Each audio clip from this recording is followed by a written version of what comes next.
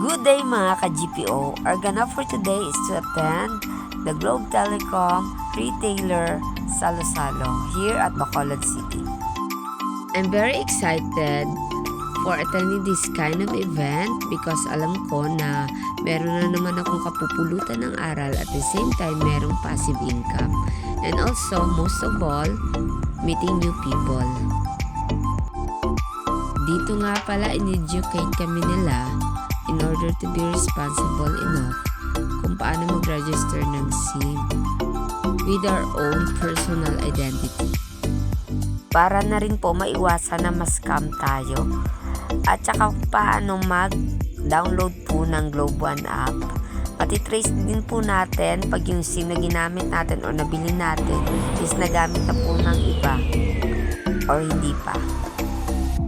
Meron na rin po malaking penalty sa lahat ng mga scammer sakali pong napatunayan na hindi sa kanila yung identity na ginamit nila. Madami din po rewards si Globe One app gaya ng Go Plus 99, Go 59 for students and also Go Extra 99. Kaya po nag-avail rin ako ng mga SIM cards para pambenta ko sa lahat ng mga outlets ko kasi they have TM, Globe at saka Gomo po. By using Globe One app, madami po tayong rewards na pwedeng i-redeem dito. Most of all, I'm enjoying their Globe Fiber 699 for 30 days. Sa lahat po ng mga outlets ko, ito yung kapartner ko po sa internet, fast speed internet. Ma-avail po natin sa Globe One app.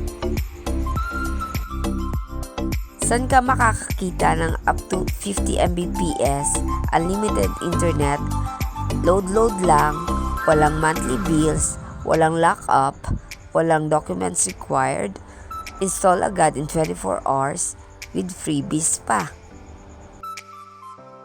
San ka pa? O diba sa Globe Fiber prepaid ka na?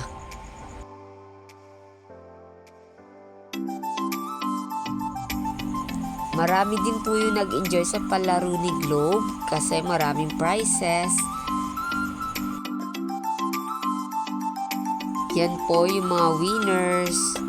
Congratulations sa lahat ng mga nanalo. Ayan po with the bosses together with the Globe Telecom heads.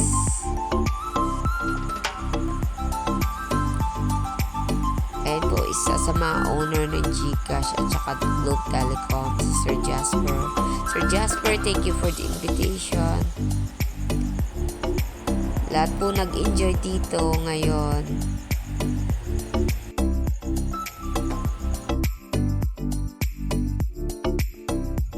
Salamat sa lahat ng mga freebies po, lahat nakatanggap. Globe Telecom. Happy birthday Globe Telecom once again.